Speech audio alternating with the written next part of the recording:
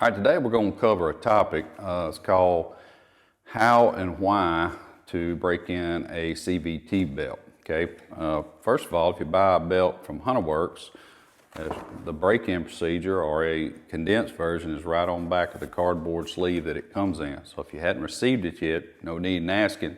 It's right here on the cover. You can certainly watch this video. Hopefully that's why you're here. And then it's covered on a belt FAQ page. This does not just apply to Hunterworks belts. This applies to all CVT belts by any manufacturer on any vehicle. Okay, belt break-in, pretty much the same.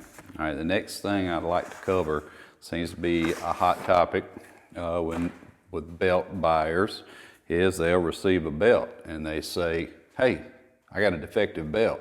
I see cord, I see rubber, then cord, then rubber, etc. And I go, well, your OEM belt is the same or was the same. No, it's not. It's all the way around. Yes, sir, because you wore it in. All right, here is a brand spanking new Polaris belt. I believe this one is made by Mitsubishi. And guess what? Rubber, cord, rubber, cord. That's just the way it is.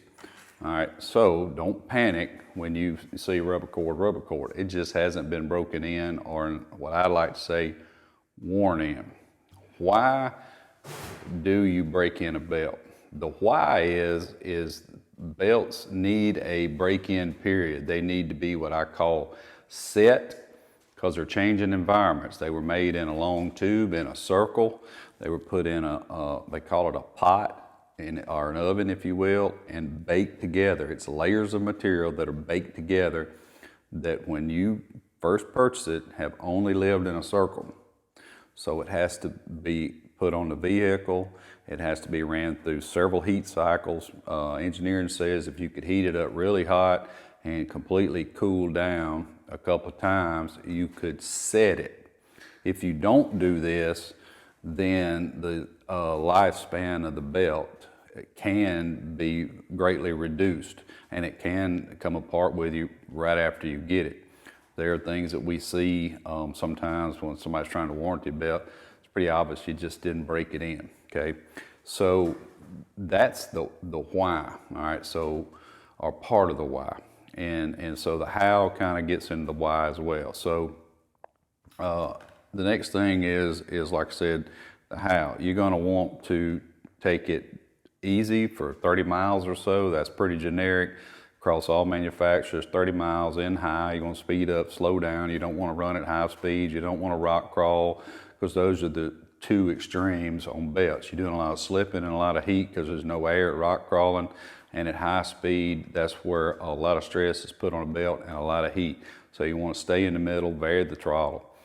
Do that for 30 miles. You need to set the belt. Remember what I said, it's only lived in a circle its entire life. And now it's going to be big and swapping and moving around, and it has to go through those heat cycles to set the belt to its new environment, okay? That's the main reason we want to break it in. Now, another thing that is important to you more so than it is the belt is I always tell people a full break-in can take 100 to 300 miles. So what? Well, it's not limiting in how you drive it. You can take care of that through those heat cycles in 30 miles. But like I was talking about that rubber, you know, excess rubber, or it's not technically excess, but that rubber that you see will have to get worn off. You may smell it. People go, I smell my belt. Well, you're just smelling that little bit of rubber on top of that and other rubber while it's new. So that's where the smell comes in. All right, the next thing is, and I don't have here's a piece of a clutch, and this is brand new, but the shapes of your clutch, especially a used clutch, is not going to be shaped and angled, etc., exactly the same as a brand new clutch would be here. And so the belt has to wear in, if you will, to the shape of your clutch. All right, and that's a piece of it. And it also will narrow up just a shade as those surfaces get worn off. Once again, that's the smell. The most important thing for you to know about that is engine RPM can vary with a brand new belt.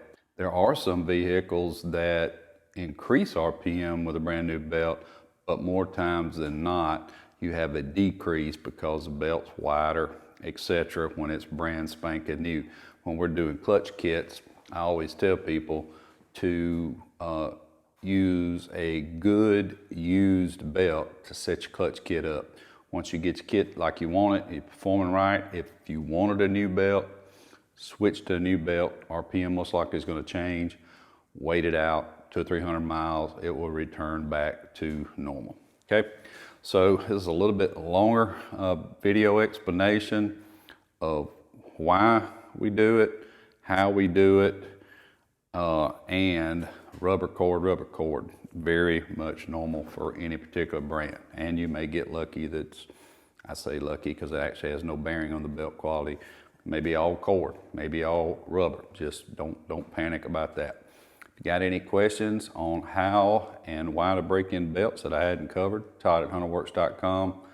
Appreciate you guys. We still, in my opinion, make the best belts on the planet. We are 70,000 or so sold now. We're not having problems. Thank you.